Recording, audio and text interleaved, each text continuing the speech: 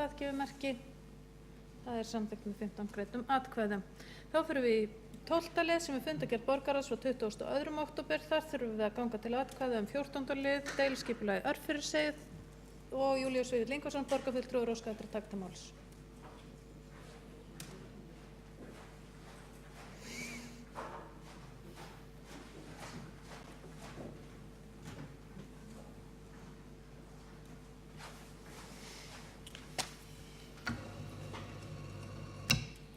Forseti, ágætu borgarfulltrúar, vil aðeins fara yfir þetta mál sem hefur verið til umfjöllunar í umhverfis- og skipulagsráði og deiliskipulag Örfiriseyjar sem sagt komið úr auglýsingu og verið afgreitt í umhverfis- og skipulagsráði og afgreitt með mótatkvæði í borgarráði og þess vegna komið hingað inn. Það ekki víst að það gera alls í grein fyrir því hversu stórt svæði þetta og bara með því einfaldlega að fara yfir í borgarvefsjána og setja mælistikun á þetta, þá Örfiriseyjum 480.000 fermetrar. Og svona til þess að hafa eitthvað viðmið, þá Skeifan 196.000, þannig að hún innan við helmingur af því svæði sem að Örfiriseyjan Og Vogabyggðin, sem nú til umfjöllunar umhverfis- og skipulagsráði og kemur væntanlega hérna fljótlega inn, 140.000 fermetrar, en sem sagt Örfiriseyjum 480.000. Og Örfiriseyjan var náttúrulega ekki svona eins og menn þekkja. Örfiriseyjan var lítil eyja sem tengd var við land með garði, sem Grandagarður, og síðan Örfiriseyjan meira og minna þetta svæði landfyllingar. Og þetta sem sagt gríðarlega mörg tækifæri sem liggja í skipulagi og endurskipulagi og þróun þessa svæðis, tækifæri sem ég tel að ekki sé verið að nýta með nægilega góðum hætti. Það skortir hugmyndaauðgi, vilja til þess að vinna þetta svæði áfram og kannski að taka upp þær hugmyndir sem að lagðar voru fram í aðalskipulaginu, því að mér finnst að aðalskipulagið mörgu leyti eða aðalskipulagshöfundar hafa lagt sér lítið fram við það að finna leiðir til þess að lífgæta svæði við. Árið 2008 var alþjóðleg hugmyndasamkeppni einmitt þetta svæði og í stjórn og í nefndinni, dómnefndinni, var meðal annars ég sem að formaður dómnefndar og núverandi borgarstjóri og reyndar fleira gott fólk, fagfólk á þessu sviði. Og það hefði svo sem mátt vera fleiri sem tóku þátt í þeirri samkeppni, en engu síður þá var margt ágætt og meðal annars náttúrulega vinningstillagan sem að Graham Massey frá Skotlandi átti og unni hefur verið eftir, svona kannski ekki nákvæmlega en nokkuð megin þegar það kemur að Vesturbuktinni. Þetta var sem sagt svæðið allt saman var undir og margar góðar tillögur sem þarna komu fram.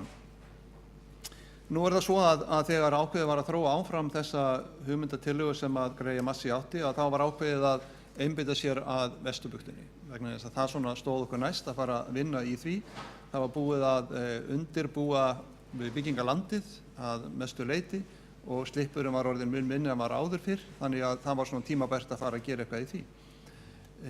Og þar af leiðandi var Örfiriseyjan látin aðeins sitja á hakanum meðan var að vinna að Vesturbuktinni. En það sem hefur svo gerst það að hreinlega með aðskipulaginu að það eiginlega ekkert sem að kemur þar fram. Það svona þeir sem að þarna eiga eignir og reka fyrirtæki máttu skilja það af texta aðskipulagsins, mjög svo stuttum texta yfir þetta stóra mikla land, að það væri vilji til þess að líta til svona heldur meiri þróunar og frjálsræðis og þróa þetta með tímanum. Og ég nefndi Skeifuna hér áðan vegna þess að Skeifan náttúrulega svæði sem að sumu leyti svona svipað Örfiriseyjunni, að því leyti til að þetta var hreint iðnaðarsvæði sem þróast hefur yfir í verslun og þjónustu og þar eiginlega engin iðnaður lengur að því til. Og það sama má náttúrulega segja Ármúlan og raunverulega fjármálahverfi Reykjavíkurborgar sem Borgartún, en það var lengst af, eins og eldri Reykvíkingar þekkja, iðnaðarsvæði, þróunarsvæði, það var svona geymslusvæði að miklu leyti til. Og það nú svo merkilegt að eiginlega Örfiriseyjan þannig að menn alltaf meiri sé að leyfa stórum hluta eyjunnar sem bara notað undir drasl að standa óbreytt og engar hugmyndir það hvernig má nýta það. Þeir sem að þekkja til og fara þarna sundum þekkja það að þarna eru geymdir, gamlir, ónýtir bátar, það eru leifar af húsum, annars Laugaveg 74 sem að allir þekkja, þarna einhvers staðar út í skoti og fleiri hús geymd á bara ruslahaugum, skulum við kalla það bara, og það er auðvitað algjörlega, bara út í hött að mínu mati, að hugsa ekki betur þetta svæði og nýta það betur og hlusta kannski á ákveðnar hugmyndir sem að fram hafa komið hjá þeim sem að þarna reka fyrirtæki, því að það eru svona 150 fyrirtæki út á Örfirisey. Það er að segja, það eru 150 fyrirtæki, það eru fleiri skráð náttúrulega, en 150 fyrirtæki sem eru með símanúmer og einhverja starfsstöð út á eynni. Einungis 10 af þeim, innan við 7%, eru með svona einhverja hafnsækna starfsemi. Og raunverulega eru svona 4-5 fyrirtæki sem eru svona einhverju stærðagráðu á þessu sviði. Þannig að svæði hefur verið að þróast. Það hefur verið að þróast án þess að Reykjavíkurborg, svona skipulagsyfirvöld hér í Reykjavík, hafi haft mikið með það að segja. Kannski að sumu leyti eins og Skelan, Borgartúnið, Ármúlinn, Síðumúlinn, bara vegna þess að það hefur ákveðin þörf. Og það hefur ákveðin tækifæri og þess vegna hefur þróast þarna verslun. Og ég held að sé ekki einir 3 matvörumarkaðir, en reyndar er það nú svo að þeim á ekki að fjölga. En það er fleiri út á Örfirisey, eins og menn þekkja náttúrulega að það er olíuhöfn. Og í aðalskipulaginu stendur, með leyfi forseta, á svæðinu skal einungis vera birgða, rekstrar og þjónustustarfsemi olíustöðvar. Við heildarendurskoðun svæðisskipulags höfuðborgarsvæðisins verði hugað að framtíðarstaðsetningu olíuhafnar. Því miður þá er ég að segja það að ég varð ekki var við það að svæðisskipulagið gerir tilraun til þess að finna annan stað fyrir olíuhöfn. Það hefur þó virkilega verið verðugt verkefni. Það hafa fleiri haft áhuga á því, en það hefur verið meira skoðað hvar hægt væri að koma olíuhöfn fyrir hérna á landi innan borgarmarkana. En hérna er opnað fyrir það að olíuhöfnin geti farið eitthvað annan innan höfuðborgarsvæðisins. Nú getur kannski formaður umhverfis- og skipulagsráðs sem hér í salnum kannski komið upp og eftir og sagt okkur hvernig unnið hefur verið inn í svæðisskipulaginu að því að finna þessari olíuhöfn einhvern annan stað. Því að ekki bara það að það er ekki ásættanlegt að stórir olíutrukkar séu akandi hér helstu stofnaði borgarinnar og sérstaklega götur sem eru að þvera skólahverfi. Heldur líka hitt að þarna er náttúrulega gríðarlega spennandi svæði að þróa. Og það er náttúrulega eitthvað að því hvernig við erum að fylgjast með, við erum að leyfa 30 olíutanka. Af hverju hafa menn þörf fyrir 30 olíutanka á svæði sem þessu og við erum svona svolítið að láta þetta afskipt. En það er tíminn komin að við gerum eitthvað í þessu og höfum einhverja skoðun á þessu. Þar fyrir utan að þá eru svæðin þarna sem er kannski erfitt að lýsa hér, nema náttúrulega ég væri svo forsjál, hefur verið svo forsjál að koma með skipulagsuppdrátt og setja hann upp á vegginn eins og við vorum hér áðan með fjárhagsáætlunina. En við sem þekkjum þarna til, við þekkjum að þetta skiptist í ákveðin svæði samkvæmt aðalskipulagi. Það er að segja Þ2, H2 og svo Granda svæðið. Og það er alveg ljóst að af texta aðalskipulagsins geta þeir sem eru á H2 svæðinu vænst þess að það verði opnað fyrir það að þarna verði önnur starfsemi heldur en einungis hafnsækin starfsemi. Deiliskipulagið hins vegar opnar ekkert fyrir það. Deiliskipulagið er mjög þröngt. Það eiginlega lokar á frekari þróun og mér finnst það mjög miður. Þá hefur komið fram hérna í umræðum þetta að ég sé ekki að taka tillit til þess að þarna eigi að vera hafnsækin starfsemi, það er ekki rétt. Og ég ætla með leyfi forseta að fara yfir grein sem ég birti þegar við vorum einmitt að vinna að hugmyndasamkeppninni, þar sem við vorum að leggja línurnar og skoða framtíðarsýn þessa svæðis, einmitt með þá þunga miðju, þann kjarna að þetta væri hafnarsvæði, þetta væri vinnusvæði. Með leyfi forseta, hérna lok þessara greinar er þannig: framtíðarsýnin fyrir anddyri Íslands, eins og gamla höfnin Reykjavík var nefnd, felst aðallega í að draga fram hina ólíku kosti sem hafnarsvæði býr yfir. Frá Ingólfsgarði í austri og Örfirisey í vestri er fjölbreytt athafnalíf og landrými sem í fela sóknarfæri til þróunar og uppbyggingar. Vel má sjá fyrir sér að smærri skemmtiferðaskip svo og innlend og erlend rannsóknarskip geti áfram haft aðstöðu á miðbakka í Austurhöfninni og við Ægisgarð, en að í Vesturhöfninni þróist áfram aðstaða útgerðar og fiskvinnslu sem samræmist nýju umhverfi, endur höfnin vinnuhöfn. Gamla höfnin er óaðskiljanlegur hluti miðborgarinnar og það eftirsóknarvert að auka mannlífið út á bryggjunum þar sem skemmtilegt að fylgjast með hafnarstarfsemi. Út í Örfirisey möguleikar að móta nýja byggð með sérstæðu yfirbræði en gæta verður að því að nábýli íbúðabyggðar og athafnasvæða gangi ekki í gegn öðru hvoru. Athyglin beint að svæði sem býr yfir merkri sögu sem ber að virða og draga fram í nýju og spennandi skipulagi. Og tilvitnun lýkur bara til þess að það sé alveg hreinu og alla tíð hefur það verið algjört grundvallaratriði, grundtónnin í þessu öllu saman að þarna verði hafnarstarfsemi og að Reykjavíkurhöfn sé vinnuhöfn. Við deiliskipulagi komu fram ýmsar ágætar hugmyndir, ekki síst frá íbúasamtökum Vesturbæjar, sem skilaði inn ágætri greinargerð. Og ég ætla aðeins bara að taka nokkra línur úr því með leyfi forseta. Þar stendur: Stjórn íbúasamtök Vesturbæjar í samvinnu við stjórn KR hefur lagt kapp á að benda yfirvöldum á það að það vantar svo sem fjölnotasal fyrir fimleika, parkour og aðra greinar, lítið fótboltahús, hjólabrettahöll, frjálsíþróttaaðstöðu og allt sem tengist Mjölni, svo nokkur dæmi séu nefnd. Að okkar mati Örfirisey kjörin staðsetning og sennilega eini staðurinn sem eftir og kemur til greina til þess að koma upp þessari staðsemi. Tilvitnun lýkur. Ég ætla ekki að lesa þetta nánar en mér finnst þetta vera athyglisvert og minn tími virðist vera búinn því miður. En það margt annað þetta að segja og ég vona að formaður umhverfisráðs komi hér upp og við getum það átt þetta ágætis spjall og ég með þá koma að fara betur yfir þetta í seinni ræðu. Borgarfulltrúi Júlíus Vífill Ingvarsson hefur lokið máli sínu og þá borgarfulltrúi Hjálmar Sveinsson næstur á mælendaskrá.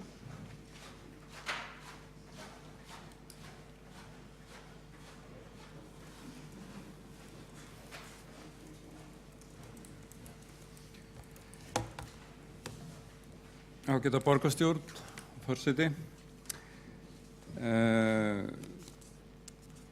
Þetta ágætis umræða hjá borgarfulltrúunum og það ljóst eftir umfjöllun í umhverfis- og skipulagsráði að það eru deildar meiningar þetta deiliskipulag sem að núna liggur fyrir. Og að því að borgarfulltrúin gat þess að í aðalskipulaginu væru ýmsar heimildir, ýmsar opnanir og að það hafi verið þrengt að því í deiliskipulaginu þá hygg ég nú að það sé nú kannski eðli málsins samkvæmt að aðalskipulag tiltölulega vítt svo má segja en deiliskipulag þrengra. Nú þetta deiliskipulag var unnið með það að markmið að sameina eins konar smábútasaum deiliskipulaga á svæðinu til þess að koma með eitt skipulag í rauninni fyrir allt svæðið og það unnið að mestu leyti af hafnarstjórninni. Og það má segja að umhverfis- og skipulagsráð hafi í þessu tilviki fengið þessa deiliskipulagstillögu til afgreiðslu og meirihlutinn samþykkti hana eins og hún lá fyrir. Með ágætis rökum vil ég meina og þeir sem hafa fylgst með vita það að það voru ákveðnar bókanir gerðar, frá sjálfstæðismönnum minni mig hafi verið fyrst og fremst, kannski voru það bæði sjálfstæðismenn og Framsókn og flugvallavinir, ég man það ekki alveg. Og það kom einnig bókun frá fulltrúum Samfylkingar, Bjartrar framtíðar og Vinstri hreyfingarinnar Græns framboðs. Það sem svo ég reki það svona efnislega bara sem að koma fram í þeirri bókun, svona borgarfulltrúum til upplýsingar að þá stendur í þeirri bókun með leyfi forseta tillagan að deiliskipulagi Örfiriseyjar í samræmi við þá stefnu borgarinnar að gamla hafnarsvæði Reykjavík dafni sem vettvangur fjölbreyttrar atvinnustarfsemi. Við Örfirisey ein stærsta sjávarútvegshöfn landsins. Deiliskipulagið verndar þá starfsemi. Stór hluti hafnarsvæðisins við Austurhöfn, Suðurhöfn og Vesturbugt nú helgaður menningarstarfsemi, íbúðaruppbyggingu, hótelstarfsemi, verslunum og veitingastöðum. Fyrir vikið hefur skapað skemmtilegt mannlíf og einstakt sambýli ólíkra atvinnugreina á hafnarsvæðinu. Öflug sjávarútvegsstarfsemi lykilatriði í þessu samspili og mikilvægt að halda opnum möguleikum og eflingu hennar á svæðinu, tilvitnun lýkur. Ég held að þetta sé ágætis rökstuðningur fyrir þessari ákvörðun meirihlutans í umhverfis- og skipulagsráði, en það er ekkert óeðlilegt að þessu einhverjar skiptar skoðanir þetta. Varðandi svæðisskipulagið að þá og olíu, ég ætla nú kannski fyrst að koma inn á ákveðna breytingu sem hefur orðið á ákveðnum árum, á undanförnum árum, og þær breytingar frá fyrri skipulagshugmyndum ganga í allar í þá áttina að vernda gömlu höfnina sem sjávarútvegshöfn. Og það nú kannski má nefna ansi stórt atriði sem slippurinn, af því að fyrri tillögur og fyrri hugmyndir gerðu allar ráð fyrir að slippurinn færi. En með nýlegu deiliskipulagi Vesturbuktar og nýlegri almennri stefnumótun fyrir allt svæðið gert ráð fyrir að slippurinn haldi sér. Að hann haldi sér allavega svo lengi sem að þeir sem að reka slippinn vilja vera þar áfram. Og ég held að það hefði nú verið, það sé farsæl stefna og ég held að hún hafi mælst vel fyrir og hafi verið rétt og ég held að sé nú bara allir sammála því, sama hverju flokki menn standa. Og ég ætla nú svo sem ekki að rekja mikið fleiri af því sem að hefur verið gert gott á þessu svæði og borgarfulltrúinn Júlíus Vífill Ingvarsson sem var einu sinni formaður hafnarstjórnar á líka sinn þátt í þeirri farsælu þróun sem átt sér stað og sem hefur verið einmitt ýtt undir þetta einstaka sambýli við höfnina, þar sem menningin, ferðamennskan og sjávarútvegurinn í frábæru sambýli og held ég einstaku sambýli við eina höfn. Varðandi svæðisskipulagið, það gildir til 2040, þannig að það gildir næstu 25 árin, þannig að það ágætis tími til íhugunar, til að pæla í því hvað verður olíuhöfnina og ég minni líka á það að borgarfulltrúinn Júlíus Vífill Ingvarsson sjálfur í svæðisskipulagsnefndinni og hefur verið þar lengur en ég. Þannig ég veit svo sem ekki hvernig umræðan var áður en að ný svæðisskipulagsnefnd tók til starfa. En það hafa farið fram, oftar en einu sinni hefur verið gert úttekt á fýsileika þess að færa olíutankana og niðurstaðan hefur alltaf verið sú að þetta sé besti staðurinn sem að menn hafa komið auga á og ein röksemdafærsla fyrir því að allt þetta eldsneyti sem flutt þarna inn, það fer á höfuðborgarsvæðið. Að því leyti væri til að mynda óskynsamlegt að flytja þessu olíutanka upp í Hvalfjörð, upp á Grundartanga eins og stundum hefur verið nefnt, því það myndi kosta gríðarlega mikinn flutning á olíu, til að mynda í gegnum Hvalfjarðargöngin. Það ekki þar með sagt að olíuhöfnin verði þarna aldur og ævi. Það alveg örugglega eitthvað sem að mun koma til álita næstu árin áfram, hvort að það finnist staður á höfuðborgarsvæðinu sem að sé betur fallinn til þess að til þess að rúma eitt stykki olíuhöfn. Að öðru leyti vil ég árétta það bara svona sem mína skoðun að okkur liggi ekki lífið á að hleypa af stað mikilli uppbyggingu þarna á þessu svæði, hótel og íbúðir. Það getur vel verið að koma að því. Mín skoðun sú að það sé betra að einbeita sér af öðrum uppbyggingarstöðum til að mynda með svokölluðum samgönguás eða þéttingarás upp með Hverfisgötu frá höfninni og upp Suðurlandsbraut og inn að Elliðaárvogum og leyfa þessu svæði að þróast með talsvert miklum skorðum þó næstu árin og auðvitað kemur það síðan allt til endurskoðunar.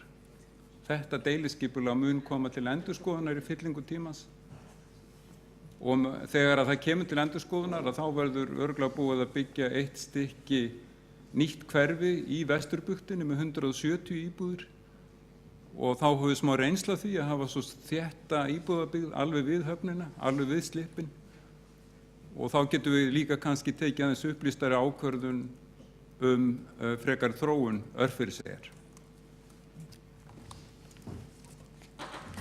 Borgarfulltrúi Hjálmar Sveinsson hefur lokið máli sínu og þá borgarfulltrúi Greta Egilsdóttir næst á mælendaskrá.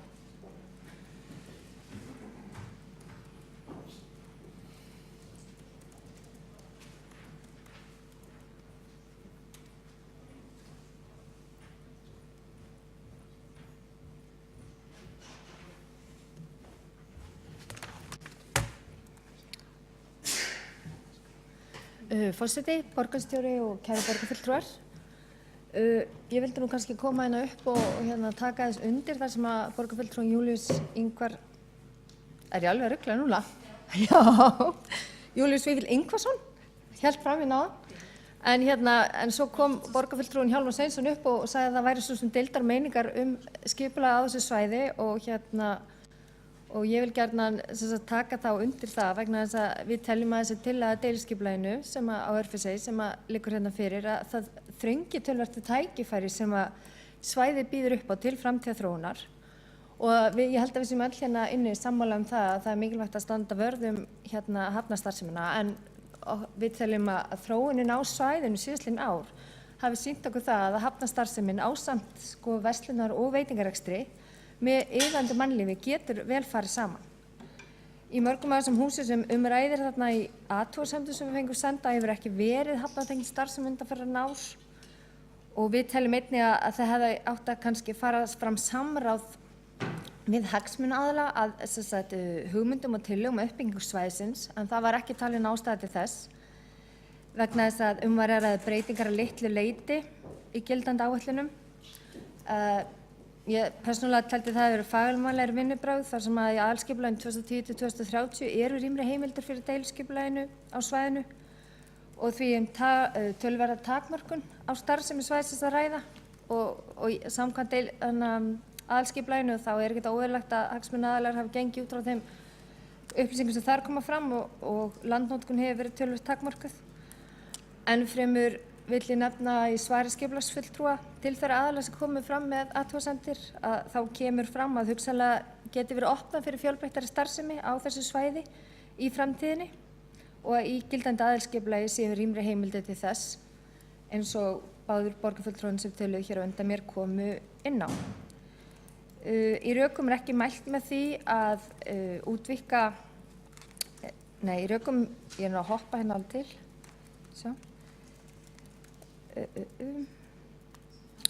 Ég var ekki mælt með því að víkka út starfsemina á meðan hafnartengd starfsemi er ríkjandi á svæðinu vegna þess að það sé líklega að það skapi árekstrar milli þeirra starfsemi og annarra starfsemi til dæmis eins og að það verði leyfð gististarfsemi og að hafnarstarfsemi hopi yfirleitt smátt og smátt leið og landnotkun sé rýmkuð en ég get ekki tekið alveg undir þau sjónarmið vegna þess að mér finnst þetta vera ákveðið tækifæri til þess að útvíkka miðborgina og heimila rekstur til dæmis að megi skoða allavega hvort að það sé tækifæri til þess að heimila rekstur gististaða annarrar fíngerðar atvinnustarfsemi eins og það er orðað í aðalskipulaginu og það eru auðvitað okkar borgaryfirvalda að sjá til þess að þarna haldist blómleg hafnarstarfsemi og styðja við starfsemina og þó svo að við kannski takmörkum ekki landnotkunina alveg með þessum hætti. Svo langar mér að koma inn á að í athugasemdum sem að íbúasamtök Vesturbæjar komu með og borgarfulltrúinn Júlíus Vífill Ingvarsson kom inn á hérna áðan að þá bentu þau meðal annars á brýna þörf fyrir aukna íþróttaaðstöðu í Vesturbænum og við vitum öll að íbúafjöldinn hann mun halda áfram að aukast og það er engin viðbót við íþróttastarfsemi eða húsnæði undir hana í kortunum að undanskildri hérna útivistar og íþróttaiðkunnarbrautar á Keilugranda 1 að ég viti til og þarna væri jafnvel hægt að koma upp innanhúsaðstöðu og koma svæðinu í góða tengingu KR og Vesturbæinn og íþróttastarfsemin hún gæti passað inn í þar sem kynnt væri í aðalskipulaginu þar sem að þarna segir að ég vera blöndu starfsemi.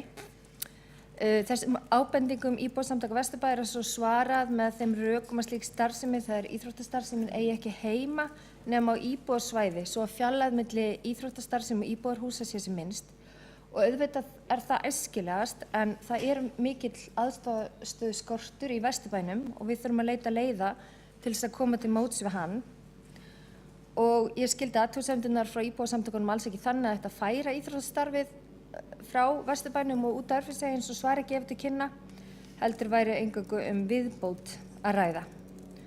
Ég tel að væri gott að skoða betur hugmyndir og tillögur notkun svæðisins áður en notkun þess þrengt svo verulega, en svo fannst mér koma líka ágætis skýring á tillögu að deiliskipulaginu þar sem það hefði verið unnið að hafnarstjórninni en ekki af umhverfis- og skipulagssviðinu.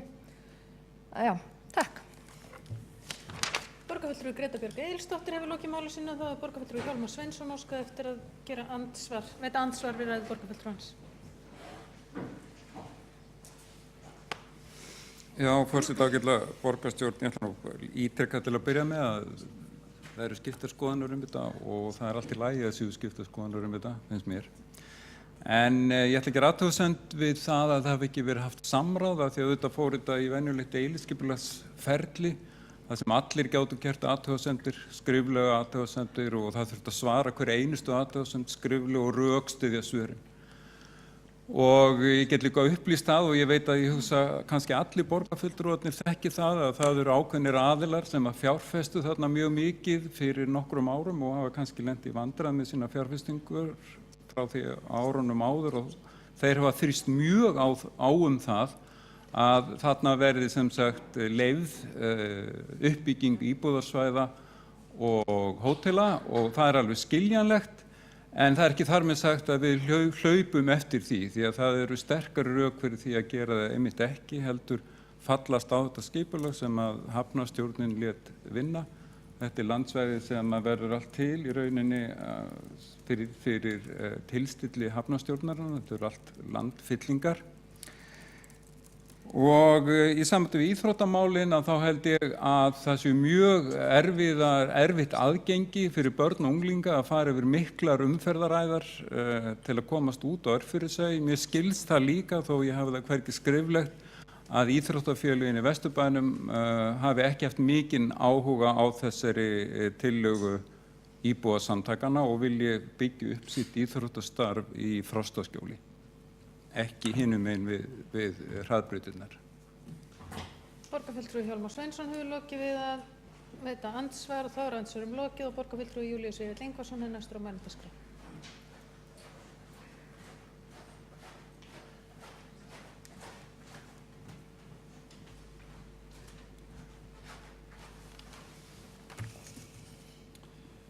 Forseti, þakka fyrir þessa yfirferð borgarfulltrúi Hjálmar Sveinsson. Ýmislegt það að segja, sérstaklega þó svæðisskipulagið vegna þess að í aðalskipulaginu stendur. Á svæðinu skal eingöngu vera birgðarekstrar og þjónustu starfsemi olíustöðvar við heildarendurskoðun svæðisskipulags höfuðborgarsvæðisins verði hugað að framtíðarstaðsetningu og svo framvegis. Og það er alveg rétt hjá borgarfulltrúanum að það hefur verið skoðað áður hvort að einhver önnur staðsetning getur komið til greina og það er full ástæða til að skoða það aftur.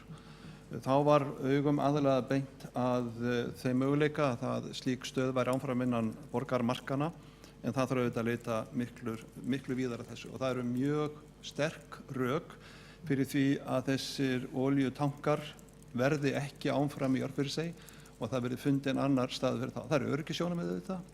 Það eru öryggissjónarmið að ýmsu leyti, það eru líka samgöngusjónarmið sem þarna búa að baki og ýmislegt annað. Ég held að borgarfulltrúan hljóti að deila því að minnst einhverju leyti með okkur. Það er alveg rétt að borgarfulltrúan Faxaflóahafnir voru með þessar tillögur, það er að segja að gera mest lítið í Örfirisey. Áður hafa komið slíkar tillögur frá Faxaflóahöfnum og við hefum ekki tekið endilega þær til greina. Við hefum ákveðið okkar eigin leið í því og það hefði átt að gerast hér líka. Það hefði mátt gera í góðri samvinnu við Faxaflóahafnir og án þess að hætta vera því að hafnarstarfsemin myndi hopa að einhverju leyti. Borgarfulltrúin kom inn á slippinn og það er alveg rétt hjá borgarfulltrúanum að tilstóða ákveðnum tíðanbili að slippinu færi og það var ekki ákvörðun borgarfulltrúa eða stjórnar Faxaflóahafna, það var ákvörðun slippsins sjálfs sem að síðan sá fram á eitthvað betri tíma og það væri hægt að starfrækja slipp þarna einhverju leyti áfram og það er bara vel og við erum auðvitað styðjum það og óskum eftir því að óskum þess að það verði bara eins lengi og hægt er. Varðandi þessa starfsemi og þessa breyttu starfsemi á þessu svæði, þá nú bara rétt aðeins að horfa til þess hvað að gerast. Og það sama, og ég tek aftur dæmin úr Skeifunni, þar sem að hlutirnir gerast aðeins að við séum endilega að stýra því. Þarna hefur eitt fyrirtæki, stærsta útgerðarfyrirtæki landsins, Grandi, ákveðið að gera upp mjög veglegum hætti gamla byggingu sem að stundum hefur kallað Marshallhúsið. Og það mjög langt komið og það mörguleiti spennandi og margt gott hægt að gera í því húsi. Grandi að hugsa til þess að þarna í þessu húsi verði listastarfsemi, verði listasöfn og jafnvel aðstæði fyrir listamann eða listamenn. Og þá vil ég nefna þetta vegna þess að fram til þess hefur því verið haldið fram að þeir sem stunda útgerð og fiskvinnslu frá Grandanum og frá Örfirisey geti bara alls ekki hugsað sér á nokkuð annað sér þarna í nágrenni við það. Þarna bara dæmi fyrirtæki sem nú ekki hræddara við aðra starfsemi í nágrenni þeirrar útgerðar sem þarna fer fram, heldur svo að fólki bara boðið inn í hús, inn í elsta hús þessa svæðis, inn á lóðina til Granda og það engin ástæð til að ætla annað en að það muni fara mjög vel saman. Og við sjáum það mjög víða erlendis, svona vinnuhafnir, eru fiskihafnir og fólk sækir á slíka staði og það mjög oft áhugaverðustu einmitt veitingahúsin. Svo ég nefni þetta, þannig að við höfum ekki að vera á bremsunni, við höfum ekki að setja hælana í gólfið, við höfum auðvitað bara að sjá hvað við getum gert betra við þetta. Ég vil nefna landfyllingar sem náttúrulega bara furðulegt að mínu mati að skuli vera ákveðið á nokkuð samráðs, á nokkuð umhverfismats, á nokkari frekari samanburðar áætlana að hætta við frekari landfyllingar frá Örfirisey. Það bjó bara ekkert bakvið. Það bara svona ákveðið bara út í loftið, byttun út í loftið, við ætlum að hætta landfyllingum. Og hvað áhrif hefur það? Meðal annars það þetta að mjög mikið af jarðefni sem komið hefur úr Vesturbænum, og það er hugsað til dæmis Grandaveg, hefur verið flutt í gegnum allan bæinn og flutt eitthvað annað. Auðvitað eigum við að hugsa til framtíðar. Á þessu hefur Örfirisey, þannig hefur Örfirisey byggst. Og við sjáum til dæmis í Helsingi þar sem verið að byggja upp mjög flott hverfi, íbúðahverfi og þau eru öll á landfyllingum og þess að maður má segja Stockholm, svo ég nefnir nú bara einhver dæmi, þau eru þetta fjölmörg akkurat þetta. Vegna þess að mér finnst þetta mál, mér finnst þetta skipta miklu máli og mér finnst ekki að við getum sagt við ætlum bara að bíða með að gera þetta, við ætlum að horfa inn í framtíðin og sjá hvað setur og hvort það verið einhver störf fyrir þetta síðan meir og svo framvegis. Ég bara blæs á slík rök, bara segja það. Mér finnst ekkert varið í slík rök. Við höfum auðvitað bara að rjúka í þetta, við höfum að gera gangskur í því að finna þessa þróun, finna góluna sem að þarna og hafa okkur eftir því, að finna þá stefnu sem að bersýnilega farin að mótast út í Örfirisey. Það mjög mikið af galleríum, veitingastöðum, skemmtilegum litlum verslunum, allt að koma þarna upp. Sumt viljum við ýta undir, annað viljum við kannski að þróist ekki með sama hætt og verið undanfarin ára. Það hugsa með svo stóru matvörumarkaði. Tek undir það að það ekki alfarið það besta sem getur þróast þarna. En ég og við borgarráðsfulltrúar Sjálfstæðisflokksins munum á næsta fundi borgarráðs leggja fram tillögu sem ég ætla þá ekki að kynna hér en ég ætla að segja frá innihaldi hennar. Við viljum leggja fram tillögu þess efnis að stofnaður verði verkefnahópur, framtíðarhópur sem að fari ofan í þetta svæði, þau tækifæri sem að liggja í þessu svæði og að þá taka afstöðu þess hvort við þurfum hugsanlega að fara í aðra hugmyndasamkeppni, opna eða lokaða, alþjóðlega eða hvað sem hvort að við fáum kannski einhverja arkitekta sem treystum best þess að fara yfir þetta skipulag, að taka þetta aftur upp og nýtt með nýjum formerkjum, á formerkjum borgarinnar, þróunar og tækifæra. Þannig að það mun koma en þetta svo sem ágætt umræða. Okkar afstaða óbreytt og við munum bóka hér á fundinum með svipuðum hætti og við bókuðum bæði í umhverfis- og skipulagsráði og í borgarráði þetta mál. Borgarfulltrúi Júlíus Víðir Ingvarsson hefur lokið máli sínu og þá veitir borgarfulltrúi Hjálmar Sveinsson andsvar við ræðu borgarfulltrúans. Forseti og ágæta borgarstjórn, við áskilum okkur þá rétt til að gaggbóka ef þurfa þykir. Þegar það kemur með langa aðeins að koma inn á eitt atriði sem að borgarfulltrúin Júlíus Víðir Ingvarsson minntist á og það það sem að HB Grandi að gera. Og bara svona til að hafa söguna rétta þá var það merkilega starf sem að þeir hafa unnið þarna með því að setja þarna heilmikið fjármagn í listaverk þúfuna sem að hefur eitt af helstu kennileitum hafnarinnar og dregur að sér fjölda fólks og ég veit að fyrirtækið er mjög stolt af. Og einnig það að gera upp gamla Marshallhúsið að það var ekki að frumkvæði fyrirtækisins heldur að frumkvæði hafnarstjórnarinnar. Hafnarstjórnin setti það raunar sem skilyrði að leyfa uppbygging á nýrri kæligeymslu sem ýmsir höfðu áhyggjur af vegna skerts útsýnis yfir á Esjuna og það setti hafnarstjórnin þetta sem að skilyrði að það yrði látið að sem sagt fyrirtæki stæði fyrir myndarlegri samkeppni um listaverk, útilistaverk og einnig að Marshallhúsið yrði tekið í gegn. Það að eigendur HB Granda sjáu núna færi á því að sem sagt, leigja þetta eða hafa þetta hús fyrir listar sem er bara frábært, það er aftur á móti þeirra frumkvæði og þeirra lóð og þeir meta það bara sjálfur hvort að það er hvort að það er gott sambýli fyrir þá eða ekki og mér dettur ekki í huga annað en að líta svo á að þeir viti nákvæmlega hvað þeir eru að gera. En mér finnst það ekki verið nein rök fyrir því að þá er það sama gildu allt svæðið. En auðvitað hafa menn rétt til að ráðstafa einhverju leyti því sem að þeir eru með inn á sinni eigin lóð og lengi sem að það kemur ekki veg fyrir eða truflar þeirra starfsemi á einn eða neinn hátt þá sé ég ekkert athugavert við það. Hjálmar Sveinsson, borgarfulltrúi, hefur lokið að veita andsvarið og svarar borgarfulltrúi Júlíus Vífill Ingvarsson andsvari.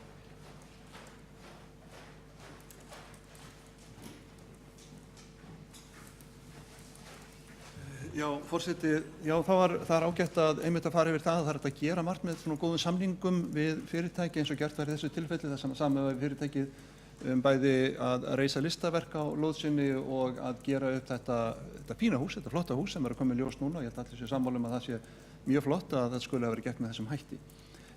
Ég er sammála borgarfulltrúum að við höfum svo sem ekki verið að stýra öllu og stjórna öllu. Það verður auðvitað að vera ákveðið frelsi í því flæði sem að skapast þegar við opnum dyr og við heimilum slíka þróun. Við höfum ekki að vera á bremsinu, við höfum ekki að koma í veg fyrir þróun sem er svo augljós og sem að mun verða, hvort sem að okkur líka betur að vera og hvort sem að þessi meirihluti stendur á bremsunni og svona hugsa meira til gamalla tíðar heldur en inn í framtíðina eins og við viljum gera í þessu máli.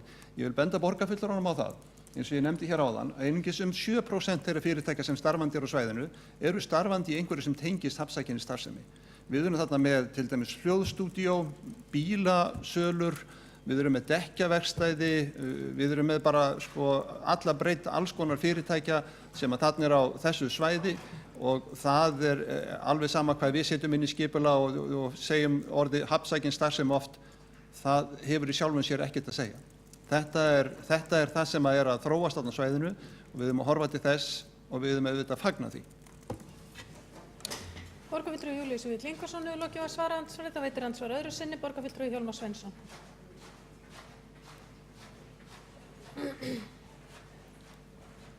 Já, forseti ágæta borgarstjórn, þetta er að vera skemmtileg samræður, tveggja manna og ég veit ekki hvort að einhverju fleiri hafa skoðanir á þessum málum, ættu að hafa, þetta er ótrúlega magnað svæði. En ég vil benda á það að í deiliskipulaginu þá er í rauninni mjög miklir möguleikar. Aðrir en það að fólk sofi þarna, af því að það eiga ekki verið íbúðarhús og ekki gistuhús. En flest annað virðist stafna og ég verð að segja það að það sem að borgarfulltrúin taldi upp er einmitt sönnun þess að þetta gengur ágætlega. Hljóðstúdíóin, allir veitingastaðirnir og allt fjörið þarna. Er þetta ekki bara æðislegt? Og er þörf á því að koma einhverjar heimildir sem munu gjörbreyta þessu. Og ég held líka þessi ágætt í svona borgum að það séu einhver svæði sem að fá að þróast pínulítið organískt. Að þessi ekki opnaðar flóðgáttir, svo ég megi tala í frösum kapitalsins inn á svona svæði, heldur að þetta sé svolítið svona grasrótastarfsemi og allskyns jafnvel neðanjarða hljómsveitir og allskyns slík starfsemi fái þrifist. Og veit raunar að í nokkrum borgum er þetta beinlinni stefna að passa að leyfa einhverjum slíkum svæðum að vera eins í friði svo að þeir til að mynda sem eiga litla peninga geti haft eitthvað athvarf einhvers staðar. Það hafa þeir vissulega þarna út frá og geta gert ansi margt nema að byggja sér íbúð eða hótel. Borgarfulltrúi Hjálmar Sveinsson hefur lokið að veita andsvar öðru sinni, þá svarar andsvar öðru sinni borgarfulltrúi Júlíus Vífill Ingvarsson.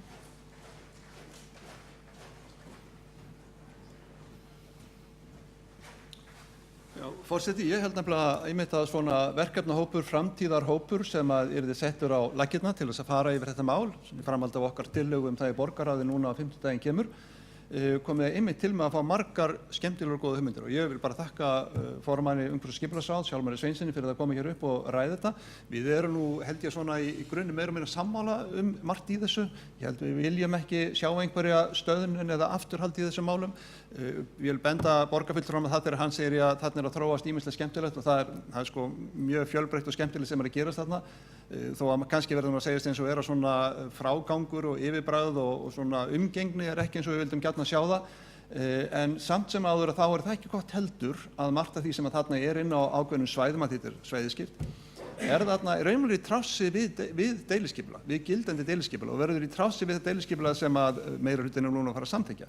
Og það náttúrulega ekki þannig sem við getum unnið þetta. Við getum ekki unnið að þannig að fólk sé að koma sér fyrir, vitandi það að það raunverulega ekki sú starfsemi sem á að vera á svæðinu. Þannig að þess vegna verðum við að opna fyrir þetta og þá þýðir ekki að snúa formyrkjunum við eins og mér fannst formaðurinn gera hér rétt áðan, Hjálmar Sveinsson.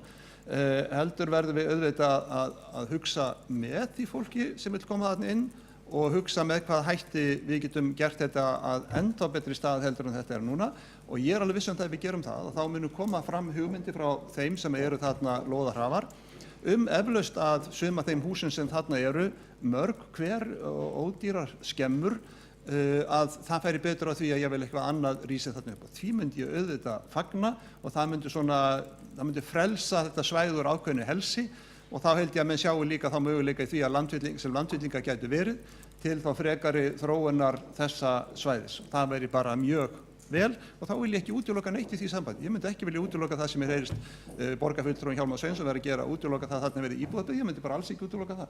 Ég myndi bara telja að það væri bara einmitt ágætis hugmynd að það gerist það og þarna væri ákveðin svona blöndun og víða erlendis hefur það bara gefist ákaflega vel og ég held að það myndi gefast líka vel þarna. Borgarfulltrúi Júlíus Vífill Ingvarsson hefur lokið að svara andsvari öðru sinni þá andsvörum lokið og næst á mælendaskrá borgarfulltrúi Kjartan Magnússon.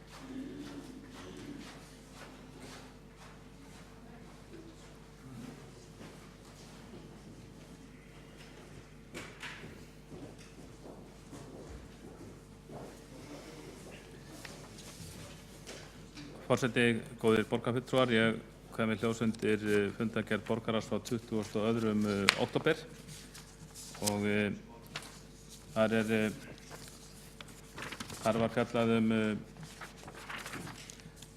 þrjú mál sem ég hyggst taka hér upp og minna á.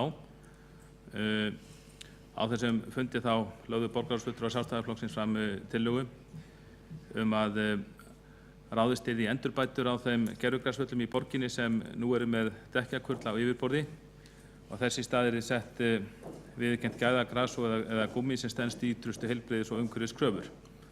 Þarna að ræða gervigrasvelli á svæðum hverfis íþróttafélaga og sparkvelli eða gervigrasi á skólalóðum Reykjavíkur borgar og það er gert ráð fyrir í samkvæmt tillögunni að umræddar endurbætur skuli hefjast á árinu 2016. Og þar bara geta þess hér að við höfum gert þetta í Sjálfstæðismenn margoft að umtalsefni í þeirri fjárhagsáætlunar umræðu sem nú stendur yfir. Höfum fjallað, fengið máli til umfjöllunar á vettvangi íþrótta- og tómstundaráðs og skóla- og frístundaráðs, komið þar með tillögur, þær eru í frestun og okkur finnst að þeim hafi verið frestað of lengi og höfum bókað það á vettvangi þessara ráða. Höfum gert athugasemd við að tillögur okkar varðandi þetta skuli ekki vera teknar á dagskrá og því hefur verið borið við að það sé ekki hægt vegna þess að kostnaðarútreikningar standi fyrir og kannanir á því hve mikinn vanda sé að ræða og við höfum ekki getað tekið undir það enda hafa þessi mál verið til skoðunar hjá borginni árum saman og ég held að menn viti bara nokkuð vel við hvað vandir etja. Það er nokkuð ljóst að það verður ekki skipt alla þessa velli í einu. Það var enda mörkuð sú stefna árið 2010 að það er ekki lagðir þá framarvellir sem yrðu með þessu dekkjakurli. Það verður dekkjakurlinn staðist ýtrustu kröfur en það hefur lítið verið gert núna þessum 5 árum síðar. Þannig að við teljum tímabært að það hefur verið byrjað á þessu á næsta ári og verkefni verður þá forgangsraðað og sjáum fyrir okkur að að það minnst verið hafist handa við þessa vinnu árið 2016 og vil hvetja borgarfulltrúa meirihlutans til þess að fjalla þetta milli umræðna þannig að það verið hægt að fara í málið á næsta ári.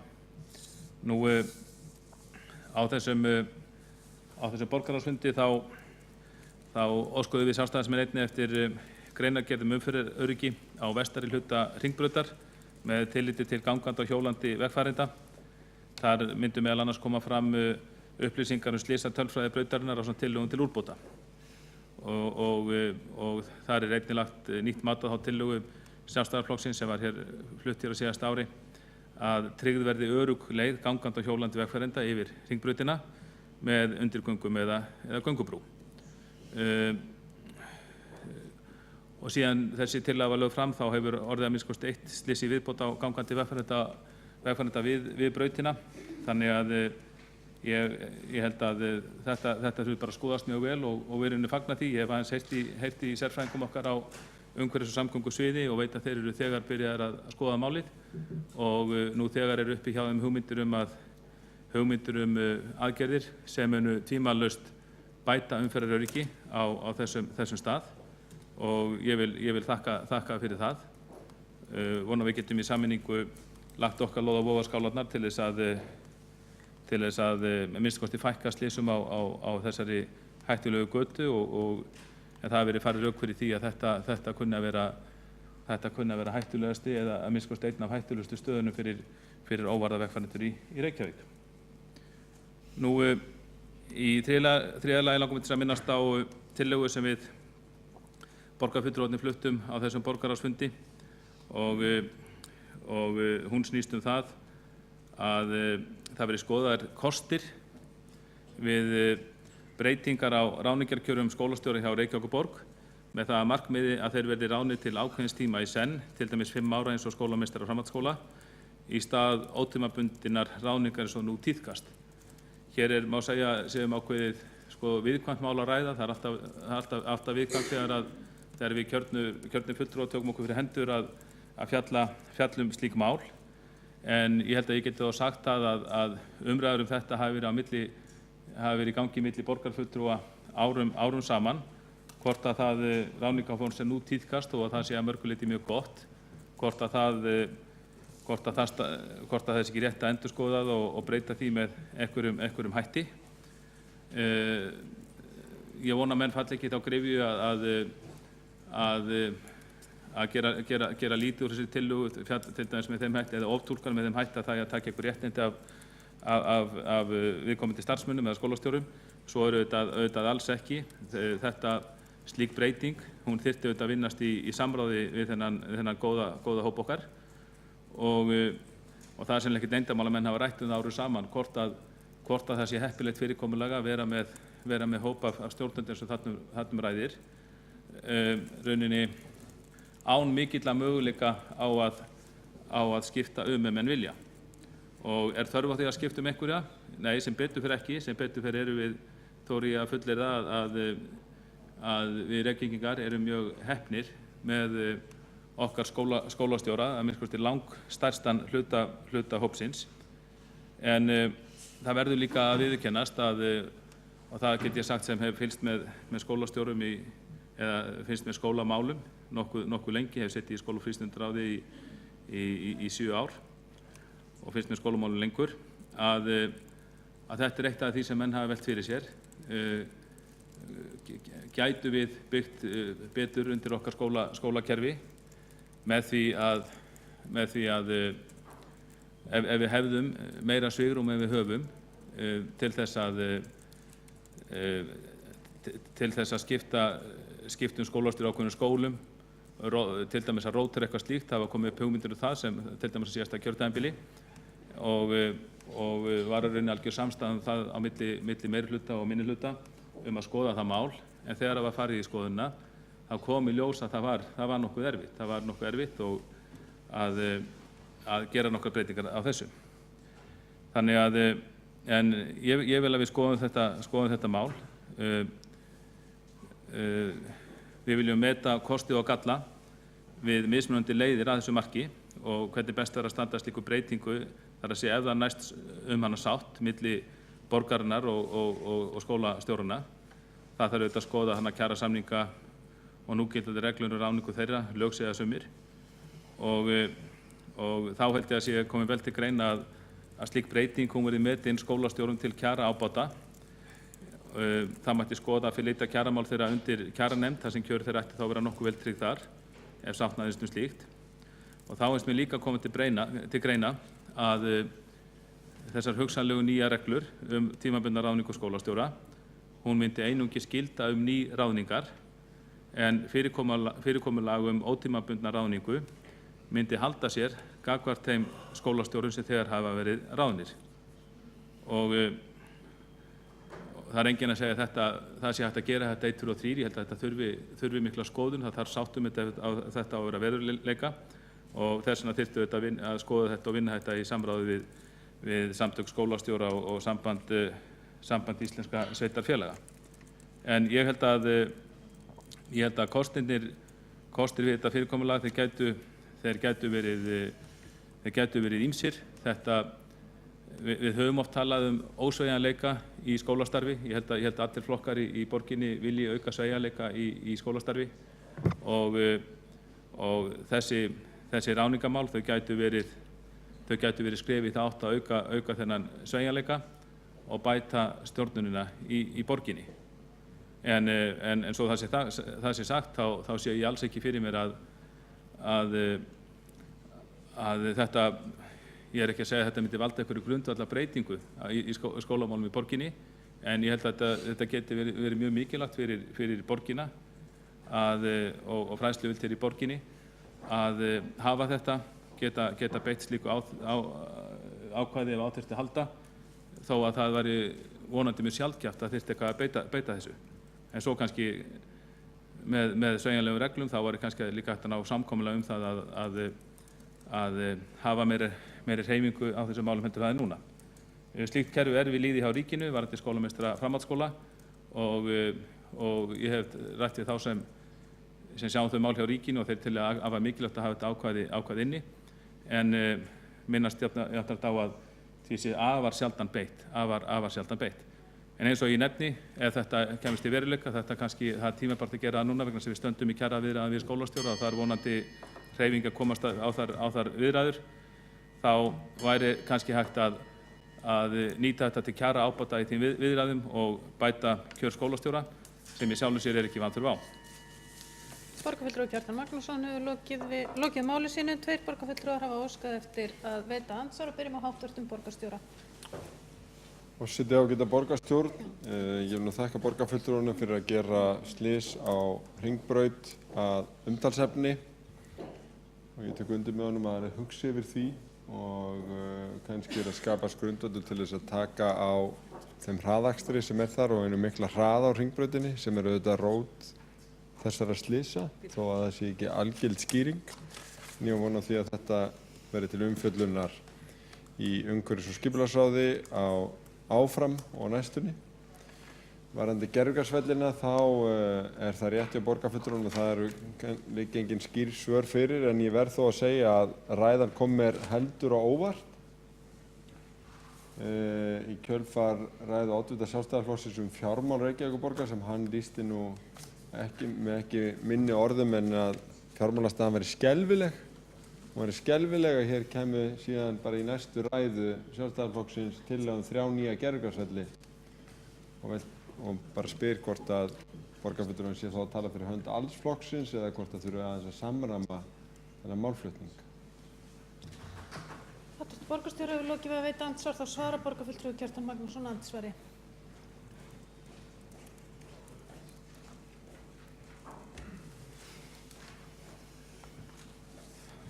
Forseti, góðir borgarfulltrúar, ég þakka Degi B. Eggertssyni borgarstjóra fyrir góð orð Hringbraut. Ég er alveg sannfærður að með sameiginlegu átaki í borgarstjórn og í umhverfis- og skipulagsráði þá munum við auka umferðaröryggi á þessum viðkvæma stað. Nú varðandi gervigrasið og tillögu okkar sjálfstæðismanna þar, þá er ég hræddur að borgarstjóri sé aðeins að ótólka það sem ég sagði. Ég sagði hvergi að við varum að gera tillögu 3 nýja gervigrasvelli.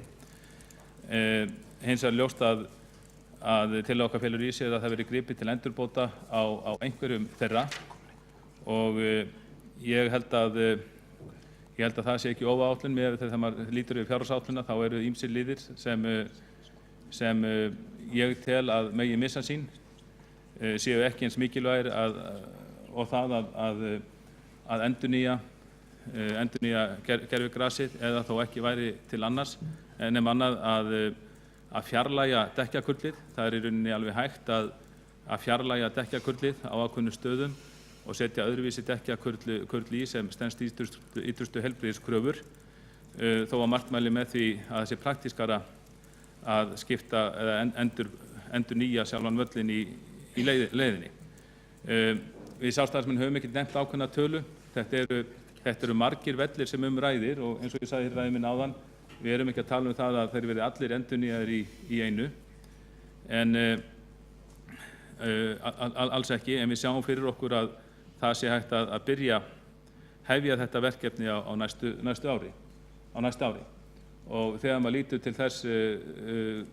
til þeirra gagna sem hefur verið dregið fram í málinu af til dæmis foreldrum barna sem æfa við þessar aðstæður, þá held ég að þetta sé eitt af því sem við getum ekki fresta lengur að byrja á, en skal glaður kannski á næsta fundi nefna nokkur verkefni sem ég tel að megi vel missa sín í þessari fjárhagsstjórn borgarinnar til þess að við höfum efni á því að fara í endurnýjun þessara valla. Ég ætla að vona að í þessu svari borgarstjóra felist ekki afsvar á þessu nauðsynlega verkefni verið byrjað á næsta ári. Borgarfulltrúi Kjartan Magnússon hefur lokið við að svara andsvari. Þá er þeim andsvörum lokið. Borgarfulltrúi Hjálmar Sveinsson hafði óskað eftir að veita andsvar en hann er búinn með andsvarsrétt sinn. Hann getur gert hér stutta athugasemd ef hann svo kýs.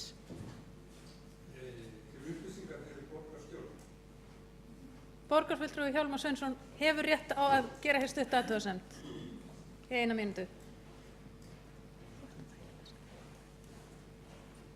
Já, andsvarið er hérna, kæri forseti og ennþá kæri borgarstjórn, framlag í meiri upplýsingu af því að borgarfulltrúi Kjartan Magnússon minntist á það áðan að slysið á hið hörmulega slys við Hringbraut hefði orðið tilefni þess að málið var tekið fyrir hjá umhverfisskipulagssviði. Það var gert og yfirverkfræðingi var falið að koma með tillögur sem að getur bætt ástandir, aukið öryggi og mér langar að nefna það hér að því ég er ekki viss að allir þekki það í hverju þetta tillögur felast. Þetta eru tillögur sem hægt er að ganga í strax. En það snúast það að það lagt til að gatnamót Hringbrautar með leyfi forseta og Hofsvallagötu verið endurhönnuð að höfðu samráði við Vegagerðina, að mótlag umferðarljós verið fjarlægð, það er að segja endurtekin umferðarljós sem eru handan gatnamóta með tilliti til umferðarstefnu. Og það verið einnig skoðaður sem möguleiki að göngu- og hjólalóð yfir Hringbraut, sem sagt yfir áframhald af Hofsvallagötu, verði upphækkuð. En, og það er skýringi umferðaróhappi sem nýverið átti sér stað á þessum gatnamótum, var staðsetning mótlægu ljósanna orsök þess að ungur drengur las aðstæður rangt. Það er að segja, hann las grænt ljós en sá ekki rauðaljósi sem hann það fær eftir. Með þeim afleiðingum hann var fyrir bifreið sem nota bene var ekið í austurátt gegn rauðuljósi að sögn vitna. Bíllinn fór sem sett í miður rauðuljósi yfir gatnamótin. Borgarfulltrúi Hjálmar Sveinsson hefur lokið við að gera stutta athugasemd og þá gerir borgarfulltrúi Kjartan Magnússon stutta athugasemd.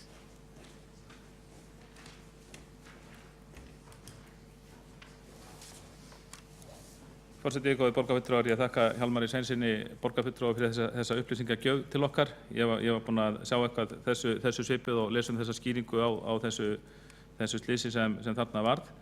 Og ég held að þetta, og hef heyrt reyndar í yfirverkfræðingnum út af þessu máli og ég held að þetta sé bara nokkuð rétt lýsing á því sem gerðist og ég heyrði að nú þegar liggja fyrir nokkrar hugmyndir það hvernig við getum bætt umferðaröryggið og það var mjög gott að heyra það.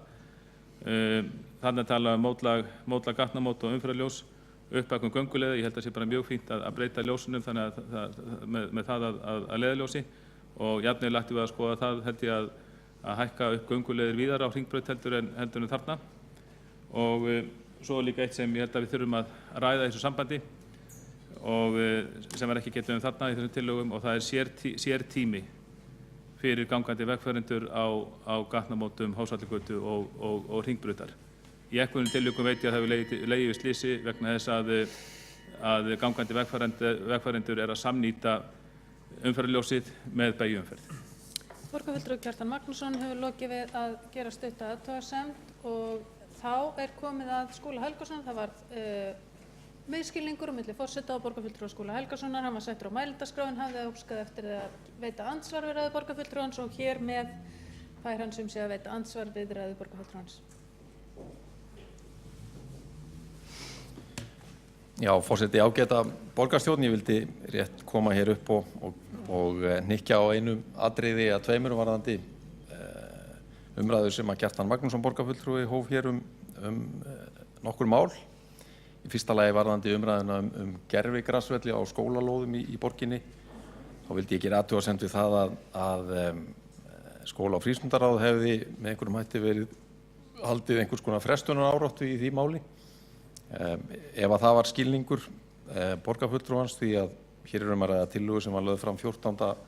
október síðastliðinn fyrir ríflega 2 vikum síðan og var þá frestað strax á næsta fundi núna síðastliðinn miðvikudag var hún tekin og afgreidd með þeim hætti að við eða lögð fram öllu heldur ósk til skrifstofu eigna- og atvinnuþróunar kostnaðarmat á tillögunni, en jafnframt er óskað eftir því að Heilbrigðiseftirlit Reykjavíkur veiti umsögnum 2 mikilvæg atriði, þar að segja í fyrsta lagi hvort að efnið umrætt dekkjakurl á þessum völlum teljist hættulegt heilsu manna og í öðru lagi hvort að ætla megi að þetta efni sé nú í því magni á þessum völlum að það sé ástæða til þess að grípa til aðgerða. Það er nú sérstök ástæða fyrir því að við óskum eftir þessum upplýsingum, því það kom fram í umræðu málið á fundi ráðsins að viðhorf embættismanna borgarinnar frá skrifstofu eigna- og atvinnuþróunar að mjög víða væri efnið í raun og veru horfið. Það hefði veðrast burtu á þeim árum sem að liðin væru frá því að vellirnir voru settir upp á sínum tíma.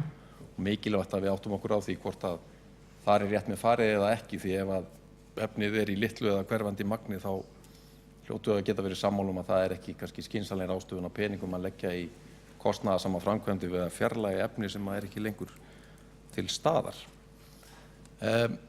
Ég vildi síðan taka undir það sjónarmið með borgarfulltrúa Kjartani Magnússoni. Ég held að það sé full ástæða til þess að skoða með opnum huga hvort að við eigum að taka hér upp umræðuna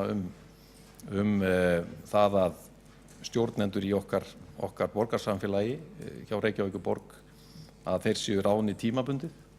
Ég held að við eigum ekkert að vera með þröngt sjónarhorn eingöngu á skólastjóra í því efni, heldur sé þetta almennt séð holl og góð regla og eitthvað sem að megi vel skoða sem almenna reglu í borgarkerfinu og tel að við ættum að horfa á það að setja jafnvel saman lítinn hóp sem myndi fara yfir þau mál heildstætt. Borgarfulltrúi Skúli Helgason hefur lokið við að veita andsvar og þá er andsvörum lokið.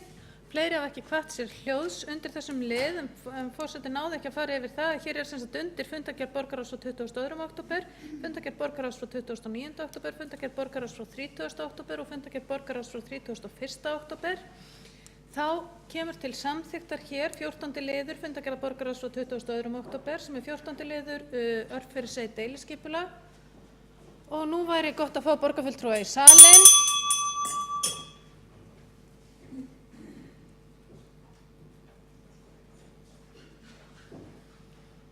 Hér eru borgarfulltrúar komnir í salinn og við göngum til atkvæða 14. lið örfyrirseit deiliskipulag. Þau sem samþykkja það gefur merki.